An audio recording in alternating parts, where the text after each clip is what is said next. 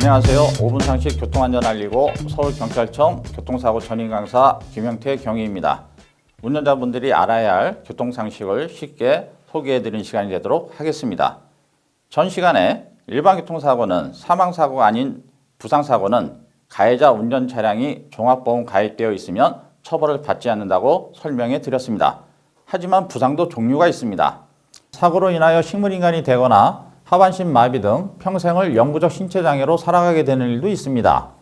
피해자가 이러한 부상을 입어도 전에는 일반 교통사고에 의한 부상이고 가해 차량이 종합보험이 가입되어 있으면 형사처분을 받지 않았습니다. 하지만 2009년 2월 26일 헌법재판소에서 일반 교통사고에서 피해자가 부상을 당했을 때 가해자 운전 차량이 종합보험에 해당하면 처벌하지 않는다는 교통사고처리특례법 제4조 제1항 부분이 위헌 결정이 되었습니다. 이 위헌 결정으로 일반 교통사고이고 가해 차량이 종합보험에 해당되어 있더라도 부상 중에서 피해자가 회복할 수 없는 부상, 예를 들면 피해자가 뇌를 다쳐서 중증의 정신장애를 입거나 주요 장기에 중대한 손상, 하반신 마비 등 회복할 수 없는 상태를 입게 되면 종합보험 가입되어 있어도 교통사고처리특례법 적용하여 처벌을 한다는 것이 중상해입니다.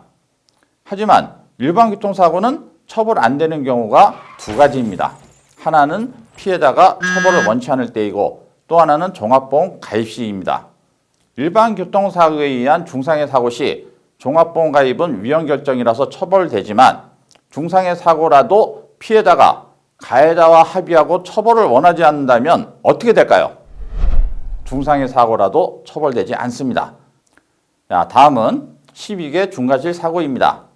중과실 사고 위험은 12개 항목이 있습니다. 신호 지시 위반, 중화선 침범, 과속, 앞지르기 방법 금지 위반, 철길 건너무 통과 방법 위반, 보행자 보호 의무 위반, 무면허 운전, 음주 약물 복용 운전, 보도 침범 및 보도 횡단 방법 위반, 승객 추락 방지 의무 위반, 어린이 보호구역 사고, 적재물 조치 불이행 총 12개 항입니다. 운전자분들이 운전면허 필기시험 보실 때 열심히 외운 내용일 것입니다. 그럼 이 12개 중과실 사고의 특징은 무엇일까요? 피해자 인적 피해가 인정된다면 피해자가 처벌을 원하지 않아도 또는 가해자 운전 차량이 종합보험 가입되어 있어도 무조건 처벌됩니다. 당연히 12개 중과실 사고도 교통사고처리특례법이 적용돼서 5년 이하의 금고 또는 2천만 원 이하의 벌금으로 처벌되는데 12개 조항사고 중에서 교통사고처리특례법이 아닌 특정범죄 가중처벌 등에 관한 법률 위반으로 가중처벌되는 조항이 있습니다. 바로 무엇일까요?